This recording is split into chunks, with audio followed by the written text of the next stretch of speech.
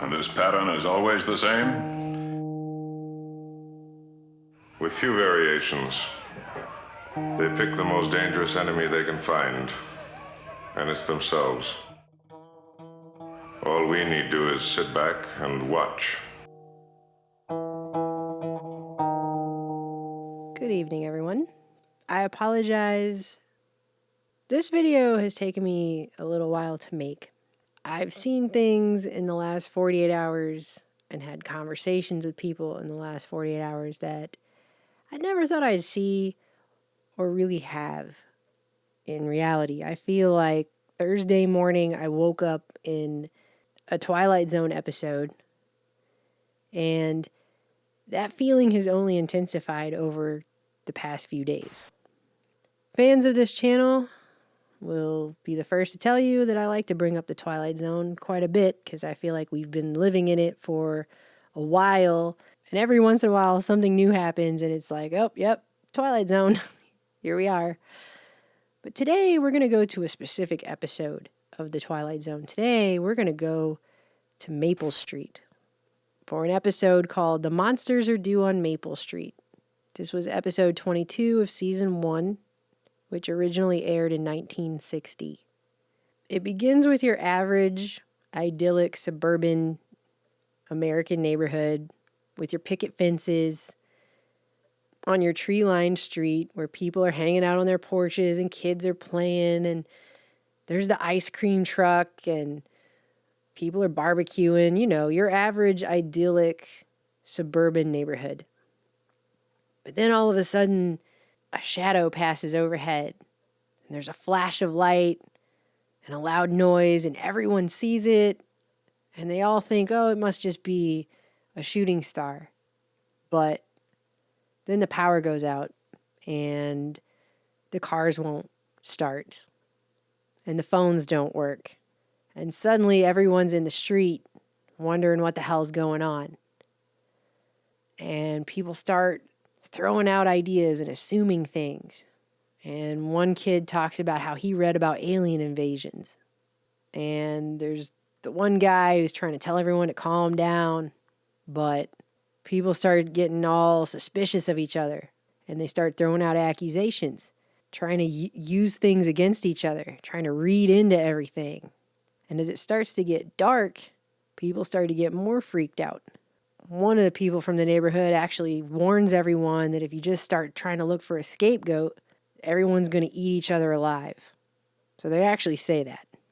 But as the night continues, people start panicking. People start pointing fingers at each other left and right. Everything starts to devolve into chaos.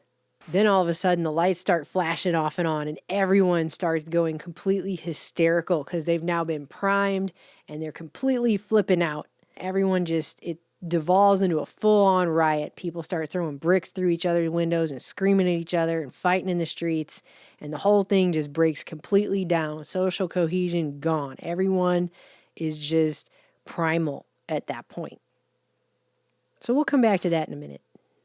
Thursday morning, I woke up, started my day, started editing a totally different video that I've actually been working on that's not about this at all.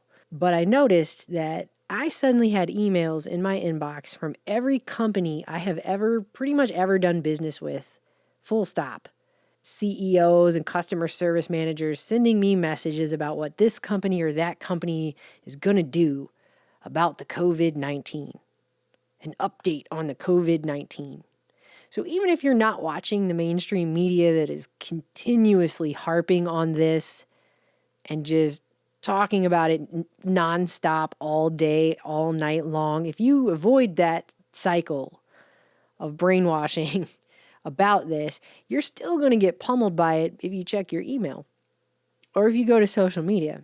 This is a digital bubble that has been created around this topic. And all these stories that I've read, a lot of them, they have no substance. They're substanceless. What I mean by that is you have some clickbaity headline about panic fear. A lot of these headlines talk about the anxiety and the fear more than they talk about the thing itself. And then you pretty much have updates that don't tell you anything. And the best advice they got is wash your hands and Don't go to places where there's lots of people or something like that. It's the same thing over and over. In a lot of the stories, the fear itself is actually more of a focus than the virus, like I said. So I get up to that. By the end of the night, they're talking about the travel ban, which at the time I was like, why are we banning travel from all these other European nations, but not the UK where Heathrow is, which is one of the most highly trafficked airports in that area and can be gotten to by car by anyone from any of those other banned countries. Like the whole thing didn't even make sense to me. There's a tunnel that goes to France. You can drive to the UK now. I mean, it's an underground tunnel that people can go in and just go over there. So what, if you're going to close airports because you're afraid of the spread, but you're not going to close one of the most major ones that all of those other countries have access to, it doesn't really make a lot of sense. Although now I've seen today they've now banned that one too. So, but we're like, well, we better go to the grocery store first thing in the morning and just get whatever last minute things that we think we might need, because the way people are reacting, it's not really the virus that's the issue at this point. It's the way people are responding to this situation. So we get to the grocery store first thing Friday morning. It was not even 8 o'clock yet. It wasn't even light outside yet. And we noticed there are no parking spaces. There are basically no carts. Everyone has jam-packed the grocery store. They have bought almost every roll of toilet paper in the store. This is 8 o'clock in the morning at a freaking H-E-B, dude. Everybody has cleaned out the toilet paper as if it's a toilet paper Armageddon over there. Nothing's even happening. This is insane. They've bought all the meat, the bread, the soup. They just panic bought the store. There's no rice, there's no beans, it's gone. The carts are just full, and some of these carts were full of crap. Just utter crap. Okay, so there's going to be this virus, it's going to be really bad, so you're going to buy a year's supply of Pop-Tarts right now? How is that going to help you? How is that going to help your immune system? I don't understand the logic that is going on right now, because it's not logical. What's happening isn't logical. And people are just, the negative energy walking into that store, it was so dense and awful. I immediately was revolted. I just wanted to turn around and leave. I did not want to go in there at all. That feeling was just such an oily, yucky, sickening feeling. I'm really sensitive to stuff like that. And we don't talk about that a lot because people want to act like that's not how things work, but it is how things work. We're all walking around in a sea of energy that we can't see because we have a very limited visible spectrum. But you've all gotten gut feelings before. You walk into a room, you just get a bad feeling about something or someone that's happening. Yeah, you're picking up on these signals. There are signals everywhere. We're walking in a sea of them. And when you walk into a building that's filled with people who are just absolutely panic-ridden, anxious people just bathing in their own fear while everyone else is walking around in those people's fear, and it's all looping together and bouncing off of everything. I mean, that was just, it wasn't like the time that they freaked everyone out here about 1/10 of an inch of ice and then people panic bought the stores. That energy was also anxious, but it wasn't fear the way this was fear. And it just brought out the most negative emotions, the most negative states of people for just on full display. I mean, we were walking down one aisle and some guy had a cool shirt on and Aaron goes, hey man, cool shirt, just to try and say something friendly. And that dude was like, bleh. His response was actually to be mad that someone gave his shirt a compliment. I guess at a time like this, I don't know. And then we got to another aisle and there was a guy stocking shelves and I was talking to him about, hey, how's it going? Because he looked really freaked out and stressed out. And I just wanted to say, appreciate you doing that and see what was up. And he said the night before, Thursday night, they couldn't even get stuff off of pallets because people were to get it on the shelves, right? Because people were just picking stuff off they'd roll a pallet out onto the floor and people would start tearing it apart like wolves, like they threw a piece of meat into a pit with hungry wolves and people were just clawing stuff off the pallets. So now that is why now today they have implemented rules at all of these different stores Walmart and H-E-B is the grocery store we have here in Texas. That's the Texas chain. And I think Kroger and a bunch more. A lot of stores now have implemented limited hours. It's not that we don't have stuff. It's not that we don't have supply. It's that we don't have enough people to put it on the shelves fast enough before people start clawing it all off and trying to buy it all. And the toilet paper thing is just really confusing. I know people in this area now who don't have enough toilet paper because they went to the store just to regularly buy some like they do, and because everyone's panic buying all the toilet paper. And here they come.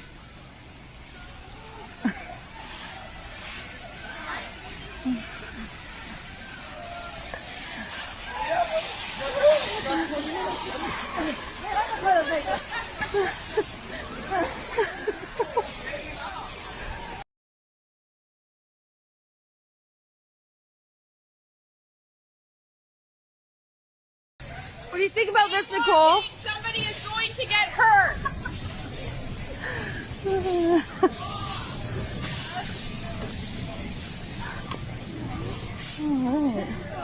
And you know, the majority of toilet paper that is the U.S. supply of toilet paper, this manufactured in the U.S. We don't have a lack of toilet paper. What we have is a lack of an ability for people to get it on a shelf fast enough before someone comes along and buys it all, because people are mass buying it. They're stocking up on it like years' supplies at a time now.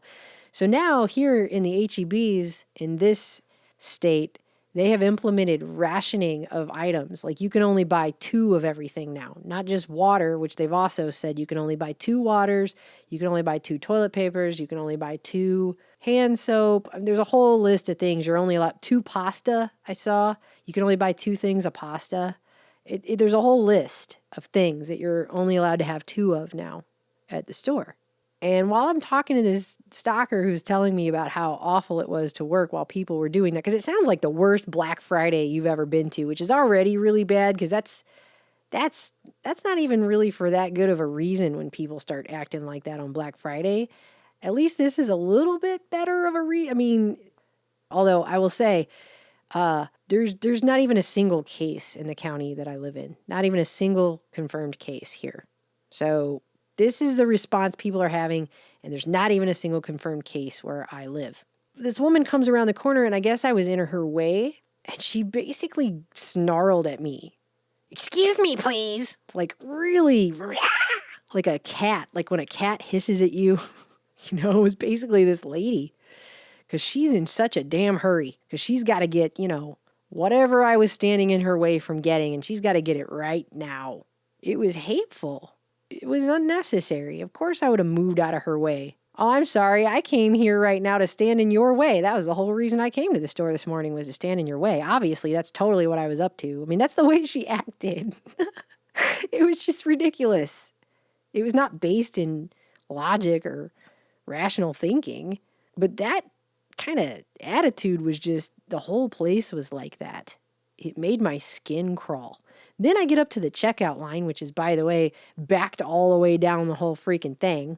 I mean, at this point, I'm thinking to myself, if I didn't have 2 kids, I would have just left. Because I knew this was going to be bad. After the announcements on Thursday and all the emails, I was like, okay, we should probably just go get a few more things, because I don't want to have to come back to one of these stores again for at least a few weeks. I don't want to have to even try it. But if I hadn't had 2 kids, I would have just been like, whatever. I'm fasting. Like, I don't even need anything, because it's not worth it. It's not.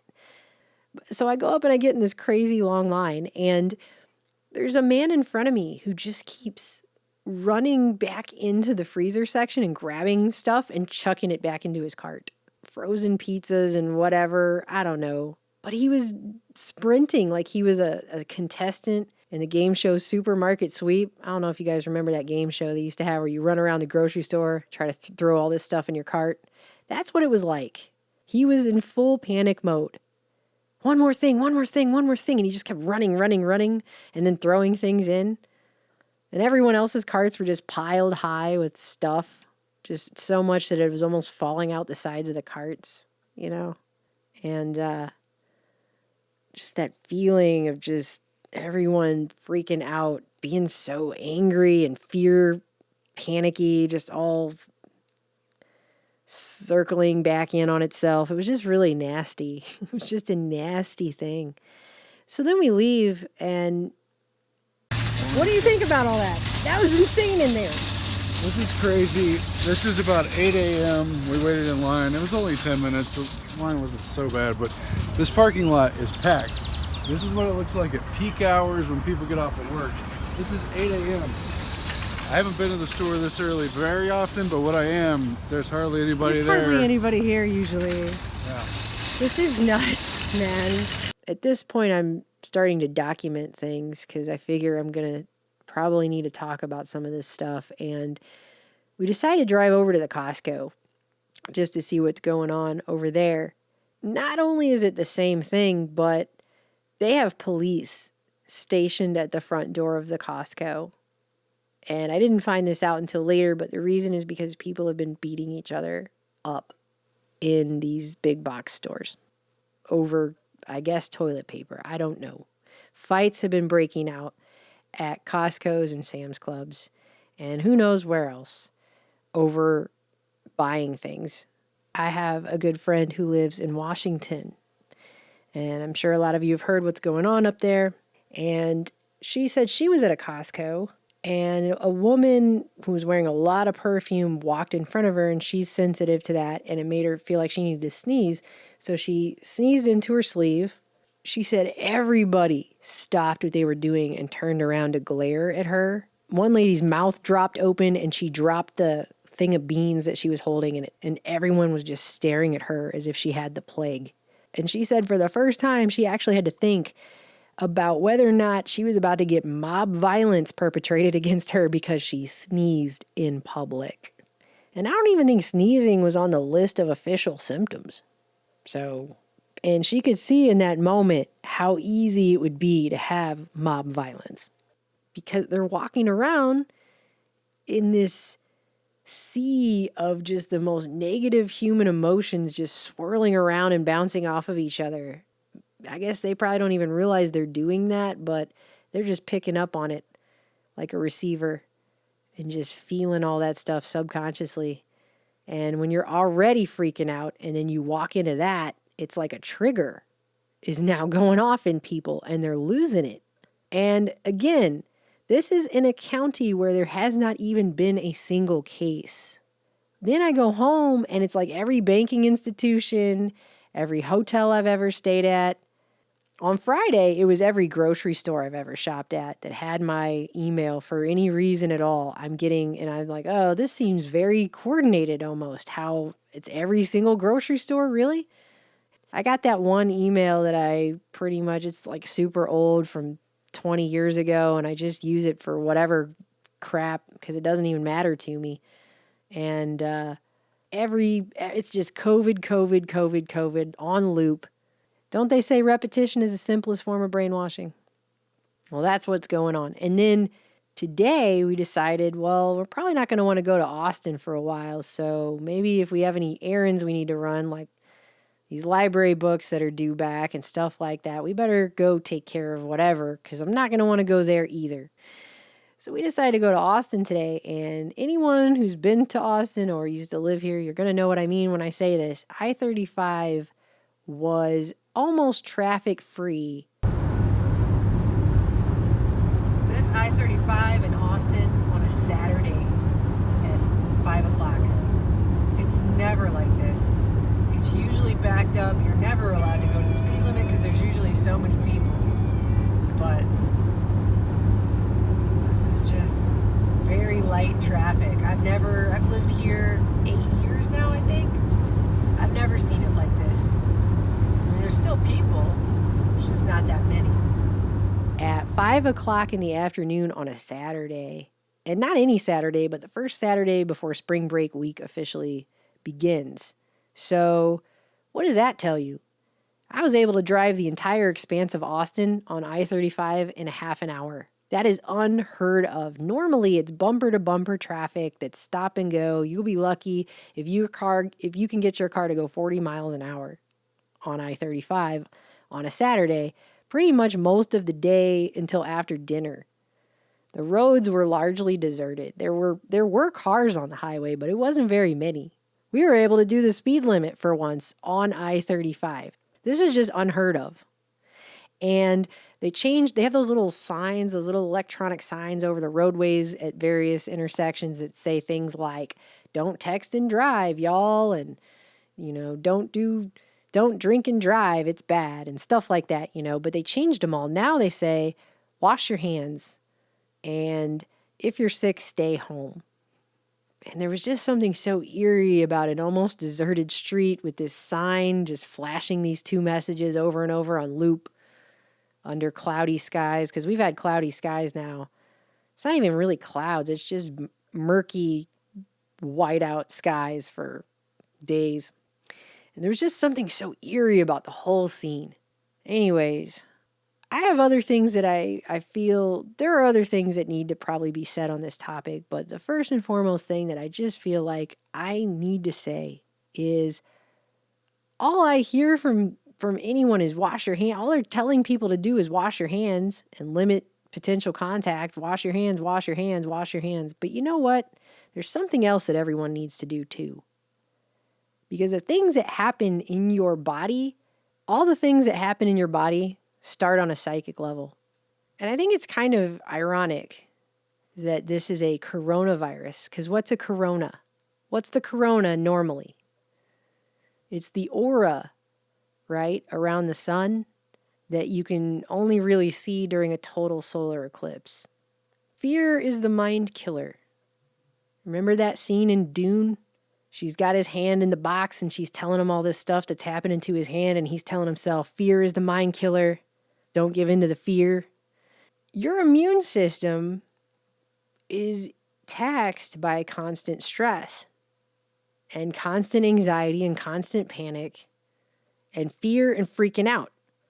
So you can wash your hands all day, but if you're freaking out, if your anxiety is driven up to a level 100 because everywhere you look in this digital bubble, all you're hearing is COVID-19 and Corona on a loop, to where it almost doesn't even sound like words anymore because you've heard it so much. And you've just jacked up your entire system to where you're just dumping stress hormones and chemicals into your body at a pretty steady pace. Well, your immune system is going to be impaired by that continuous panic and stress.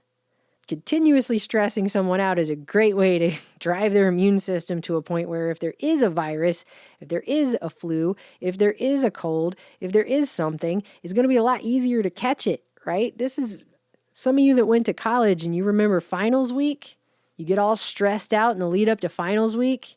And as soon as you take that test, everyone gets sick.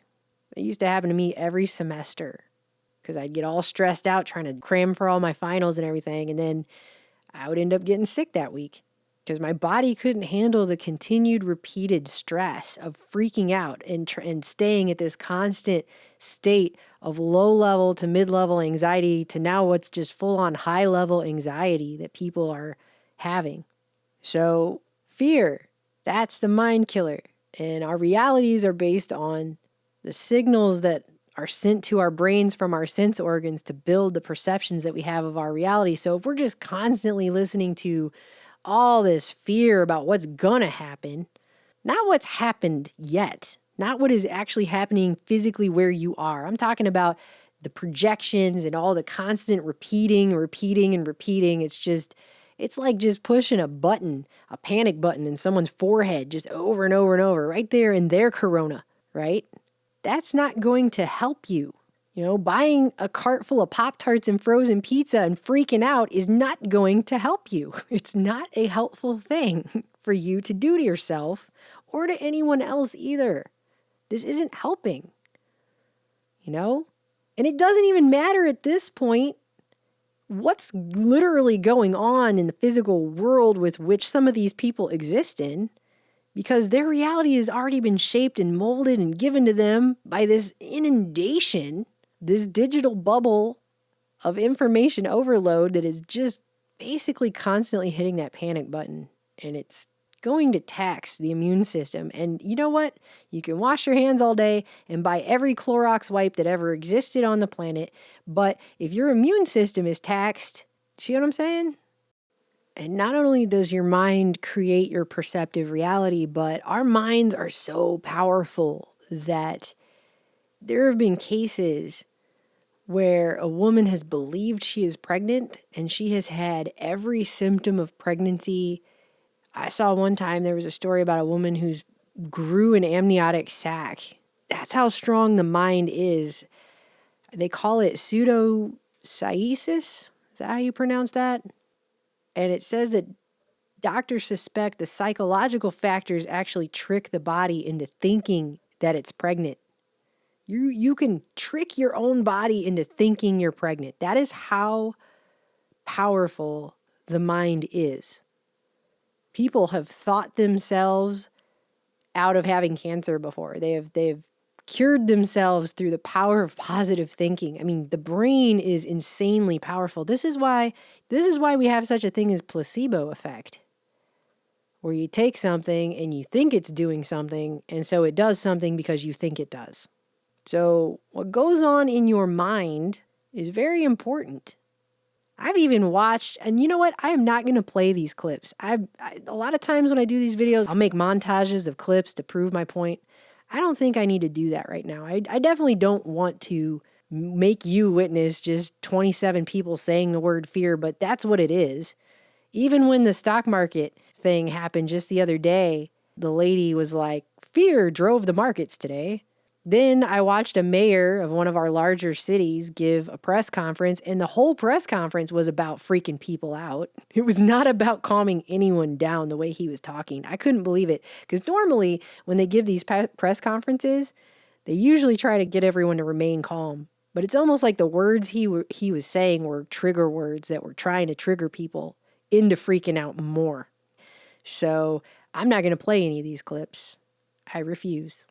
I don't really think that you guys need to be subjected to it, you know? But it was kind of, again, just like everything else, it's unreal that this is the way that this is being handled. It's as if they want people to freak out. That's what I mean. And driving people to the point where they're just responding emotionally and reacting to a situation instead of thinking about things logically is also driving people to a point of begging to have their rights taken away and begging for any level of just fascism that you can think of. And some of that is actually going on. That's actually occurring now. People that back in 2012 were decrying the idea of martial law in the streets are actually saying today it's going to be a good thing when that happens. It's going to be good when we are locked down. Unbelievable. Again, it's unreal. You know, it reminds me of a quote I saw today that was shared by the odd man out. He's a guy that I've been on the boiler room with. And he shared this great quote on his Instagram. It said, "Let's face it, we live in a command-based system where we've been programmed since our earliest school years to become followers, not individuals. We have been conditioned to embrace teams, the herd, the masses, popular opinion, and to reject what is different, eccentric, or stands alone.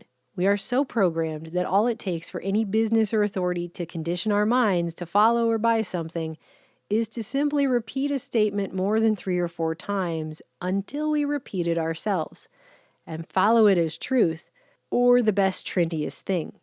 This is called programming. The frequent repetition of words to condition us how to think, what to like or dislike, and who to follow. And how to act is another one that I would add. And that was by Susie Kasem. It's a great quote, kind of sums it all up. Because that's what's going on now. They have put people in a fear bubble. They've been ramping it up every single day for months now. And the whole thing is just crescendoed over the last several days, and everyone is just panic buying the stores into the ground to the point where they've now had to limit hours just so they can put things on the shelf. Not because we don't have resources. The resources are there to be had. Like I said, not even a single case here, and this is how people are acting. So I don't even know, just from this response, just from witnessing this response, when in many of these places, nothing is even actually happening, and this is how people have reacted. I can't imagine what it would be like if stuff actually was happening. It is great to be prepared. I am not suggesting for a moment that being prepared is a bad idea. People should be prepared. But This isn't prepared. Waiting until everyone mass freaks out and then just panic buy everything off the shelf so no one can have any toilet paper. That is not really being prepared. That's not preparedness. You know, that is panic buying, and that's what they're calling it, because they have whipped everyone up into a level 11, which takes me back to the Twilight Zone and Maple Street. Do you know how the episode ends? I'm going to spoil it for you now. You should go watch it anyway. It's a good episode. It's I think it was ranked one of the top 10 Twilight Zone episodes of all time, because it makes a really good point. But there is going to be some spoilers now, though. So at the end, you have neighbors who just moments before in the episode were totally friendly with each other and hanging out in the street. Now they're beating each other to death in the streets, and they're throwing rocks through each other's windows, and everything has gone to complete hell. Utter chaos. Everything is devolved. And the scene cuts to a nearby hilltop that overlooks the street. There's these two guys there. They're talking about how all you have to do is use this device they have to manipulate a neighborhood's power, and how simply messing with it just makes everyone go insane, and that it only takes a few hours after screwing with people's machines. The machines are specifically mentioned, by the way.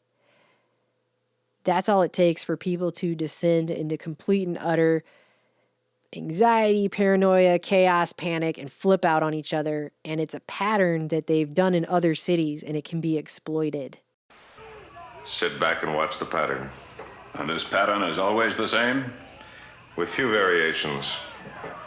They pick the most dangerous enemy they can find, and it's themselves. To take over the planet, because these two guys in their device, they're aliens, and they're going to take over Earth. And the last line is about how they're going to do it one neighborhood at a time. All we need to do is sit back and watch. Their world is full of maple streets. And we'll go from one to the other and let them destroy themselves. One to the other. One to the other. One to the other. And the closing narration, because you know how they always do that really great Rod Serling closing narration. The closing narration says, The tools of conquest do not necessarily come with bombs and explosions and fallout. There are weapons that are simply thoughts, attitudes, prejudices, to be found only in the minds of men. And the pity of it is that these things cannot be confined to the Twilight Zone. There's more to say on this topic. There's a lot more that needs to be said, but for now, I just want to say, fear is the mind killer. People need to start protecting that. Protect your mind. Calm down and realize that you are hurting your immune system by freaking out. It is not helping you to do that. It's not going to help you in the future to make decisions that may need to be made with whatever this is that we're actually facing here in this situation. You aren't going to be able to handle it if you are taxing your entire body by stressing and freaking out. I love you guys. I really do. And